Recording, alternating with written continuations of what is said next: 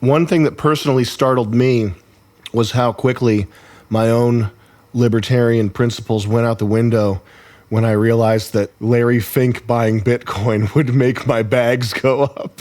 The privacy element which Ross and Silk Road wanted to maintain has failed in principle, a great ideal, but this outlines the fatal flaw in libertarianism, italicized, the real world.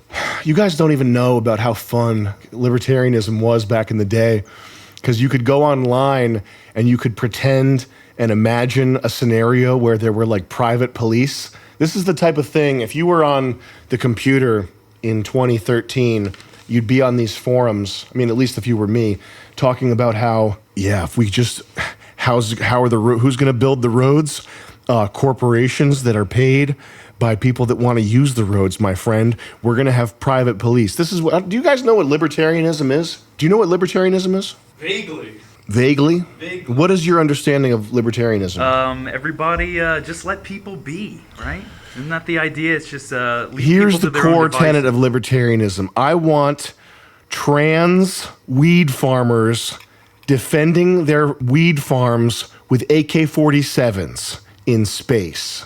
That is the central principle of libertarianism.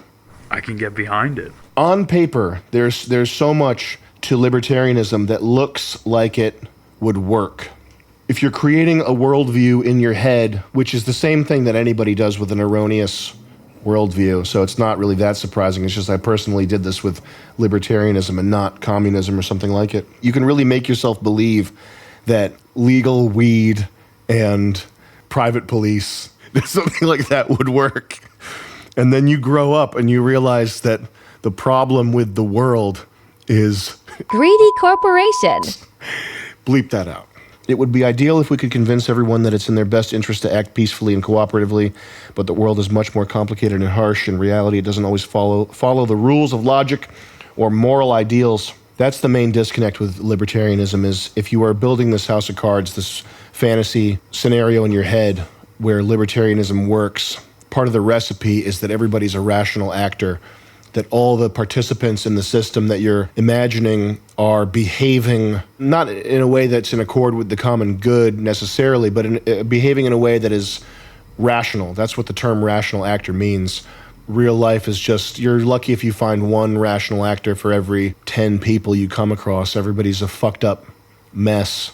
Nature is full of predators and prey, and even the idea of living by principles like libertarianism assumes people are moral, highly intelligent, and trust each other, yeah. Unfortunately, many people don't have these qualities. Most of the world is not moral, not based around high trust, and not high IQ. That's the other thing is, if these principles were to take hold, whatever the Bitcoin end state is, if it's even close to something libertarian, it means that all these hungry mouths that depend on Whitey are going to starve to death.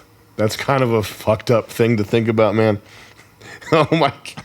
Libertarians meeting up and having a conference and like dressing in bow ties and shit. And they're like talking about this stuff. And really what they're talking about is like 6 billion Google-gop people starving to death. One of the most drawn out inhumane forms of death. They're just like kicking around. Well, what's proposed in Atlas Shrugged is when people cooperate, and it's peaceful cooperate. Like 6 billion. Feed us.